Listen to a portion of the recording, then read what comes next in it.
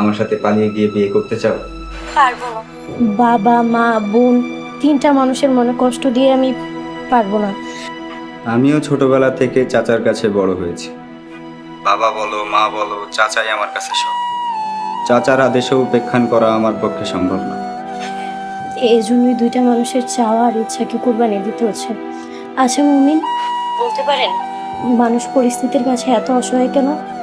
কারণ আমরা সবাই হচ্ছে মাত্রা অতিরিক্ত আত্মকেন্দ্রিক হয়ে গেছি। সবাই নিজেকে নিয়ে ভাবতে ভালোবাসে। সবাই নিজেদের সুখ দুঃখ নিয়ে কাতর থাকে, নিজেদের চাওয়া পাওয়া নিয়ে ব্যস্ত থাকি। তাই দুনিয়ার ছোটখাটো চাওয়া পাওয়া পূরণ না হলে হতাশ হয়ে পড়ি। তো এবার আমার মতে মানুষের একমাত্র চাওয়া পাওয়া হওয়া উচিত আল্লাহর সন্তুষ্টি। সেটাই তো চেষ্টা করছি, কিন্তু পারছি না। আচ্ছা মুমিন, কালকে শেষবারের মতো একটাবার দেখা করতে পারবেন? জাস্ট 5 মিনিটের জন্য। আর কখনো কোনো কিচ্ছু চাইবো না। অফিস শেষে পার্কে এসো।